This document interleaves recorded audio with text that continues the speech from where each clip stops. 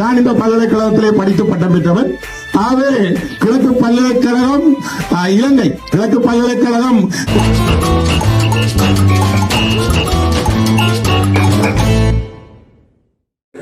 எதிர்காலத்தை சிந்திக்கக்கூடிய பிள்ளைகளை உருவாக்குறதுக்கு எல்லாம் நாம பாடுபட வேணும். சின்ன சின்ன விஷயம் தான் அடுத்த 10 வருஷத்துல பெரிய விஷயமா மாறும். வேலேந்திரன் அவர்கள் நம்ம ஆளுநரான முதல் வாரத்திலே அவர் கிட்டத்தட்ட பல வேலை திட்டங்களையும் லிஸ்ட் பண்ணி கொடுத்திருந்தார்.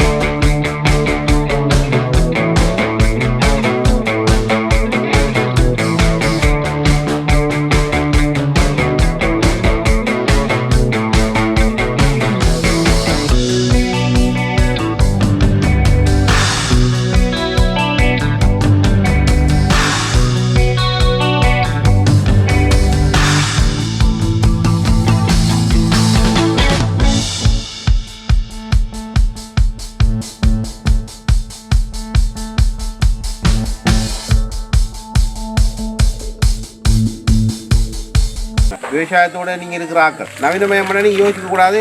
என்னடா பேசி கொண்டுருக்காங்கண்டு. ஏன்னா வேறு கம்பெனி வேறு கண்டுபிடிப்பாளர்கள்லாம் இந்த விஷயங்களில் முன்புறம் காட்ட போகிறாங்க. கிழக்கு மாநிலத்தை நோக்கி பெரிய வர்த்தகங்களை நகரக்குள்ள ஒன்றோ அந்த வர்த்தக மையங்களுக்கு வேலைக்கு போகிற ஆட்களாக இருக்கிறாங்க. இங்கே ஆட தொழிற்சாலைக்கு இங்கேருந்து பிள்ளைகள் ஏன் போகிறாங்க? ஓரளவு குறைந்த காசை கொடுத்து லேபர் எடுக்கலாம் என்ற அடிப்படையில் இங்கே இந்த கம்பெனியில் வந்துருக்கு. வேலை வழங்குற அல்லது வேலையில் பெற்றுக்கொள்கிற சாதாரண தரத்திலிருந்து உயர் தரத்தில் வரைக்கும் ஆட்கள் நாம் உருவாக்கணும். அதே போல் நவீன விவசாயம் சம்பந்தமாக பேசுகிறவங்கள உற்பத்தி அதிகரிக்கக்கூடிய ஆற்றல் மறைவு என்கிற பிள்ளைகளுக்கு இருக்கணும். அதை நான் சொல்ல வரேன். அந்த பிள்ளைகளோட ஆற்றல் அறிவை கூடுறதுல பெற்றோர்களும் இருக்காங்க, அரசாங்கம் இருக்குது. அரசாங்கம் அந்த கொள்கையை பிரகடனப்படுத்துது. அந்த ஊக்கத்தையும் ஆக்கத்தையும் பின்புலத்தையும் பேரண்ட்ஸ் ஏற்படுத்தி கொடுத்தோம். நவீன மண்டோட நீங்கள் யோசிக்கிறீங்க எல்லாருக்கும் ஃபோன் தேவைன்னு சொல்லி. ஃபோன் தேவை எப்போ தேவை, இந்த வயசுல தேவைன்னு இருக்கு. கட்டால தம்பி இருக்கா அவன் வாங்கி கொடுத்தல சொன்னால் அது அந்த பிள்ளைய கூடாத பக்கத்துக்கு கொண்டு போய் விட்டுரும். அதாவது சிந்தனை ஆற்றல் குறைந்த இல்லை எந்த ஃபோனை பார்த்து கொண்டு இருக்கிறேன் இதை பற்றி சிந்திக்காத ஒரு கூட்டத்தை உருவாக்கி போட்டு போயிடும். இது ஒரு பக்கம் ஐடியில், அதாவது நவீன மயத்தில் இது ஒரு பலவீனங்கள் இருக்குது. அதனால் பாடசாலையில் அறிவை கூட்டி எதிர்காலத்தை சிந்திக்கக்கூடிய பிள்ளைகளை உருவாக்குறதுக்கு எல்லாம் நாம பாடுபட வேணும். சின்ன சின்ன விஷயம் தான் அடுத்த 10 வருஷத்துல பெரிய விஷயமா மாறும். அப்படியான ஒரு சிந்தனை கொண்ட மக்களாக நாங்கள் மாற வேண்டும். உற்பத்தி துறையில் பெரிய ஒரு மாற்றத்தை கொண்டு வர ஒரு சக்தியாக நாங்கள் மாற வேண்டும். அதுபோல கிழக்கு மாகாணம் என்பதை ஒரு தனித்துவமான மாகாணமாக அங்கீகரிக்கிற அமைப்பின் அடிப்படையிலே தொடர்ந்து எங்களுடைய தனித்துவம், எங்களுடைய பாரம்பரிய வரலாறு, கலை, கலாச்சாரத்தில் பாதுகாக்க வேண்டும். நாங்கள் எங்கள் மக்கள் மத்தியிலே இறங்கி பேசி தெளிவுபடுத்தி தொடர்ந்து மக்கள் ஆணையோடும் அதிகார மையங்களையும் மாகாண சபைகளையும் நாங்கள் தொடர்ந்து கைப்பற்றி கொண்டு செல்ல வேண்டும். அந்த அதிகார மையங்களை நாங்கள் பலவீனப்பட்டு கொண்டு இருந்தால் மக்கள் நம்பிக்கை இழப்பார்கள். ஏழைகள வாழ்க்கை என்ன, விளிம்பிள்ளை மக்களோட வாழ்க்கை என்ன? அப்படி ஒரு சரியான சமூக கட்டமைப்பை உருவாக்க வேண்டுமாக இருந்தால் நாங்கள் எல்லோரும் ஒன்றுபட்டு செயலாற்றினால் மாத்திருந்தான் சர்வதேச சவால்கள், உலக மாற்றத்தினுடைய சவால்கள், பிரதேசத்தில் இருக்கிற சவால்களை எல்லாம் வெற்றி கொள்ள முடியும் என்று நம்புகிறேன். அந்த அடிப்படையில் உங்களுடைய பணியாக இருக்கிற தேர்தல் காலங்களில் வருகிற உங்களுடைய பணியை நீங்கள் சிறப்பாக செய்து தர வேண்டும் என அனைவரும் வினயமாக